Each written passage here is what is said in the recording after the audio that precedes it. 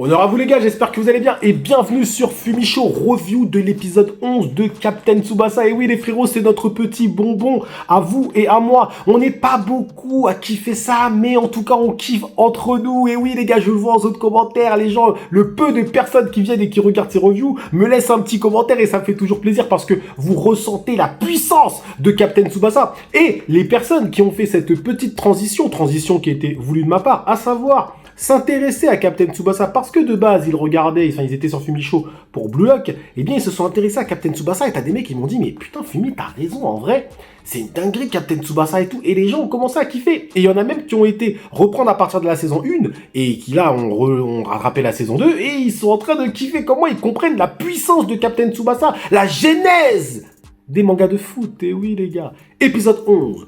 On était donc sur le but de Tsubasa et Misaki. Et oui, notre Gino Hernandez, il sait plus où donner de la tête. Il a pas compris. En fait, faut bien comprendre une chose.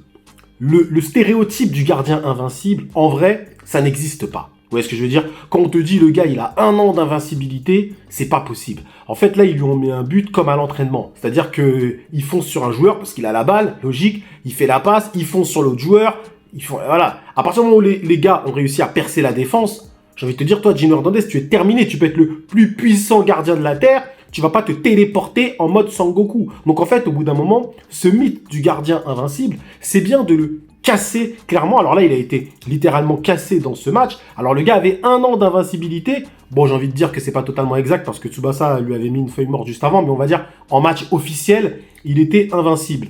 Et c'est là où moi, j'aime bien Wakabayashi parce que Wakabayashi est très fort.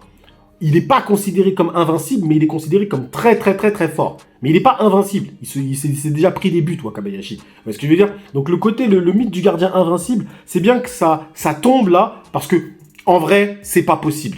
D'un point de vue logique. Alors après, dans Captain Tsubasa, rien n'est logique. On est bien d'accord. Il n'y a pas de logique dans Captain Tsubasa. Mais tu peux pas prendre les gens pour des imbéciles. Là, ce qu'ils ont fait finalement, c'est un truc, c'est évident qu'il fallait faire ça. Si le gars arrête toutes les frappes, eh ben tu fais une passe, bim, et voilà. En plus, ils sont tellement bons techniquement qu'en vrai, voilà quoi. Donc, les Italiens font une très grosse erreur. C'est-à-dire qu'ils pensent qu'il n'y a que Tsubasa et Misaki qui sont dangereux. Et ils n'ont pas encore vu le tigre. Parce que le tigre était en cage. Mais ils savent pas qu'il y a encore un autre joueur du même niveau. Et je le dis clairement, Misaki, dans son secteur, c'est-à-dire au milieu de terrain, dribble, tout ça, il est quasiment au même niveau que Tsubasa. Et Tsubasa, lui, derrière, frappe fort et il organise le jeu. C'est ça la force réelle de Tsubasa. Ok, c'est le plus.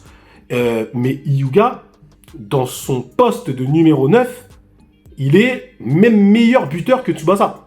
Et je sais ce que je raconte parce que je peux vous dire qu'après, Hyuga, là, à la fin du match, il a trouvé sa voie totalement. Et je peux vous dire qu'après, il va évoluer vers ça, vers le côté meilleur buteur, et même à la Coupe du Monde. Et ça va être une dinguerie, Hyuga. Clairement et simplement. Moi, c'est l'un de mes joueurs préférés, je le dis. Mais bref, les Italiens veulent l'égalité. C'est-à-dire qu'ils ont bien compris qu'ils ne pourront pas gagner. La défense du Japon, elle est trop... voilà, c'est trop bien organisé. Ishizaki et tout, ils sont trop bien organisés, clairement. Donc, ils vont chercher le match nul.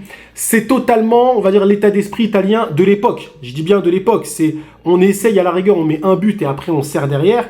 Mais si on voit qu'il y a égalisation, on va pas aller chercher la victoire. Non, ils cherchent justement l'égalité. Mais ça ne fonctionnera pas parce que les Japonais, eux, sont très offensifs. Et même le public autour sera avec les Japonais. Ils sont avec eux parce qu'il faut dire la vérité. Le public soutient le beau jeu aussi. Alors, il y a Misaki qui était un petit peu connu en France et tout, mais on va dire qu'ils vont soutenir aussi l'équipe qui mouille le plus le maillot. C'est pas que les Italiens mouillent pas le maillot, mais c'est que c'est une façon de jouer qui n'a jamais plu aux spectateurs. Les Japonais, eux, ils prennent des risques. Ils veulent mettre des buts, etc. Les Italiens, eux, c'est vraiment très stratégique. Donc c'est normal, en vrai, que le public va soutenir les Japonais. Parce que les Japonais font le jeu. Ils développent un beau jeu par rapport aux Italiens. C'est un autre style de jeu qui peut être apprécié par des personnes, mais ce sera apprécié par des minorités. Bon, en tout cas, à noter quand même le très bon rythme. Hein. Le Golden Joe recommence, etc. On voit que Gino, quasi invincible. Ils ont beau frapper. Gino, avec sa main, là, il est invincible, le gars. C'est une dinguerie. En plus, il est vraiment déterminé. Alors, ce que j'ai apprécié, c'est que Vous savez, lorsque je parle de combat, souvent je dis que c'est bien d'avoir des combats qui racontent des histoires, des choses. Et là, totalement, l'auteur a essayé de nous faire un match qui raconte quelque chose. En fait, on est face au football italien, mais vraiment le football italien dans toute sa grandeur, parce qu'il y a eu des très grands joueurs en Italie, face à ce football japonais naissant, d'une certaine façon, qui vient se confronter aux Italiens. Et en fait, les Italiens sont tombés dans leur arrogance. Le fait de ne pas vouloir jouer le match d'entraînement contre les Japonais, c'est une honte que les Japonais n'ont pas pu oublier, en fait. Et c'est une honte ultime, en vrai. Et c'est vrai. C'est vrai. Vous vous êtes senti arrogant, vous vous êtes senti supérieur. Vous n'avez pas prêté attention à cette équipe. C'est pas qu'elle est plus forte que vous, qu'elle est plus faible que vous. C'est que lorsque tu as deux équipes qui se présentent sur un terrain, même un match d'entraînement, tu te dois par respect de jouer avec eux. Alors même au pire, tu fais pas jouer tes meilleurs joueurs, tu mets que tes joueurs random et tout. Il n'y a pas de problème, mais au moins tu fais le match. Même si tu fais le match et tu t'en fous, tu perds 6-0 et machin. Ok, mais tu joues le match. Le fait de refuser de jouer, je sais pas si on se rend compte de la honte pour les Japonais. Donc les Japonais ont vraiment voulu laver leur honneur, mine de rien, d'une certaine façon, et ils ont bien raison. Et là, tout le football italien, finalement, a été, j'ai pas envie de dire humilié, mais tout le football italien a été battu. Parce que, en fait, lorsque l'auteur te donne la stratégie de jeu des Italiens, c'est la stratégie des Italiens en globalité. Vous voyez ce que je veux dire? En globalité, ça jouait comme ça à l'époque en Italie. Vous voyez, Catena, nous sommes face, finalement, à un match de foot qui raconte quelque chose qui a un véritable sous-texte derrière. Et oui, les frérots, parce que beaucoup de personnes regardent Awashi, Blue Lock, etc. en se disant « Ah ouais, ça raconte des trucs derrière, des histoires. » Oui, mais encore une fois, la genèse, la base, c'était ça. Et là, on n'a pas des histoires, on te raconte pas « Oui, lui, il est tiraillé parce que sa mère a quitté son machin. » Hey, on n'est pas dans des trucs comme ça. Là, c'est vraiment football contre football. Mais après, vous verrez, il y a d'autres matchs qui racontent d'autres histoires encore. Des fois, après, on va dans l'individuel. Mais là, on était vraiment dans le macro, le football italien. L'auteur a vraiment voulu battre le football italien. C'est son choix. Alors, je vois déjà les gens me dire, ouais, mais attends, le football italien a quand même une histoire, on va dire, ils ont plus de titres, etc., que le football japonais. Oui, mais là, c'est dans les valeurs qui sont défendues. Les valeurs du football japonais, pour l'auteur, évidemment, on va dire, surclasse les valeurs du football italien, d'une certaine façon. Voilà, c'est son avis, c'est comme ça que moi j'ai perçu la chose. Dites-moi vous en zone de commentaire comment vous avez perçu ça. Donc bref, le match a un très très bon rythme. On ne s'arrête pas, clairement, même si les Italiens essaient de faire des contre-attaques, mais ça fonctionne pas. Et c'est bien parce que de toute façon, dans l'équipe d'Italie, il n'y a aucun joueur mis à part le gardien. C'est d'ailleurs un énorme défaut. Franchement, ça c'est un putain de défaut dans cette équipe, c'est que ils sont considérés comme forts, mais en vrai de vrai, on voit pas où est la force. Faut dire la vérité. Dans le jeu, les Japonais les ont totalement surclassés. Ça, on peut se le dire aussi. Mais bref, donc on arrive sur Tsubasa Misaki et là, et c'est là où moi je kiffe dans Captain Tsubasa. On part dans le n'importe quoi. Mais là vraiment, on part dans le n'importe quoi. Là, c'est vraiment n'importe quoi. Tsubasa qui arrive, qui passe, les Italiens ils sont là, mais quitte à l'arrêter, lui, on va le défoncer. C'est-à-dire que les gars sont prêts à risquer leur carrière parce que là, les tacles qui ont été mis sur Tsubasa. Mais Tsubasa, il finissait dans une civière. Les gars, c'était des francs kicks dans le dos, ils voulaient l'attraper, machin, mais c'était... On était dans le bendo. On était dans le bendo. On était dans l'octogone, là, c'était une dinguerie. Il y a carrément un gars, il attrape le t-shirt, le maillot de Tsubasa, il lui a arraché le t-shirt, Tsubasa se retrouve presque torse nu. Je me dis, mais je me souvenais pas de ça. Mais l'auteur, il est ouf. L'auteur, il est fou. C'était n'importe quoi. Je me suis dit, mais c'est magnifique. Carrément, Tsubasa, il finit torse nu. Il met des frappes. Gino, il arrête tout. Il pète un câble, Tsubasa. En vrai de vrai, on peut se le dire aussi. Ça veut dire que Gino Hernandez était un gardien qui était capable d'arrêter finalement tous les tirs de Tsubasa. Tsubasa n'a jamais été capable de mettre un but à Gino Hernandez de façon claire, nette et précise en match officiel. Parce qu'il lui en a mis un but avant. Mais dès que Gino, il a vu la technique une fois, c'était terminé. Vous voyez ce que je veux dire? Donc là, ça veut dire que Tsubasa est vraiment tombé face à un gardien qu'il n'a jamais battu. Il l'a battu en match non officiel.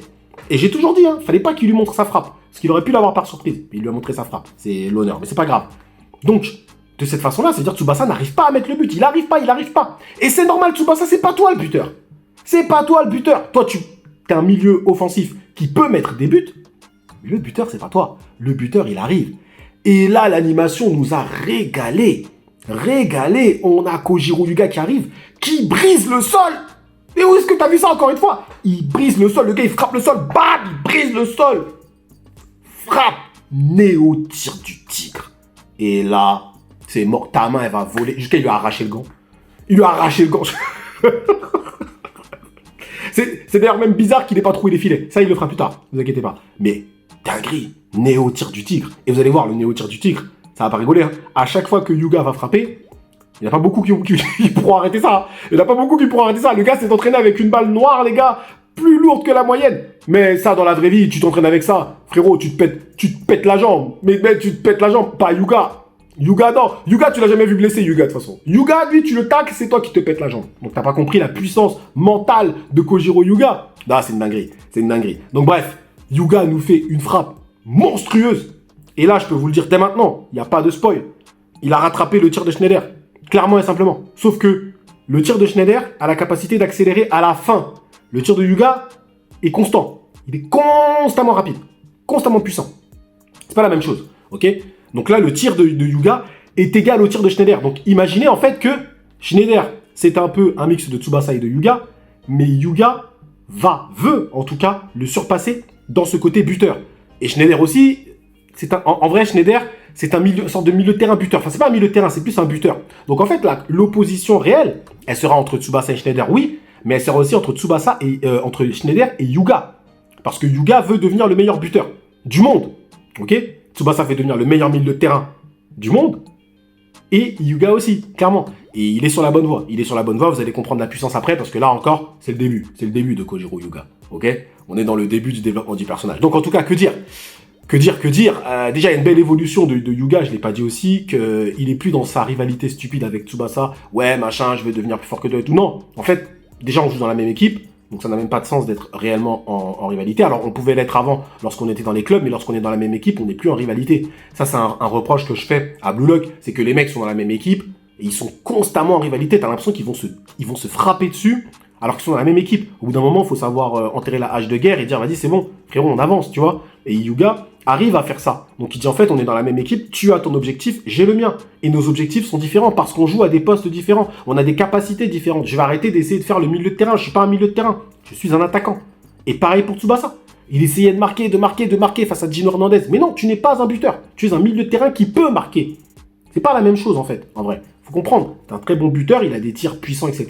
Il va réussir à mettre des buts que, voilà, il y a que lui peut-être qui pouvait les mettre parce qu'il va faire preuve d'une énorme stratégie. Mais le buteur, c'est Yuga. Quand Yuga frappe, ça va être très compliqué d'arrêter son tir. Hein. Il va falloir faire des trucs ou soit il le met sur la barre, il explose des balles, ça va être des trucs comme ça. Hein. Yuga, je vous préviens tout de suite. Hein. Donc tenez-vous bien.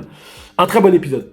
Un très bon épisode sur un match qui oppose le football italien au football japonais. On a vraiment cette opposition de nation contre nation, d'accord ? On a ce manque d'honneur, ce manque de respect qui a été fait par les Italiens sur les Japonais qui a donc été lavé. On a également l'évolution de Kojiro Yuga. On a ce gardien invincible qui était un concept un peu stupide, j'ai envie de dire. Mais ah bon, attention, voilà, hein, c'est dans l'esprit Captain Tsubasa, mais c'est un concept un peu stupide selon moi. Un gardien ne peut pas être invincible, c'est pas possible. Si t'as percé sa défense, c'est terminé. Tu vois, ils sont à deux. Si les gars ils ont un minimum de technique, ça passe pas. Hein.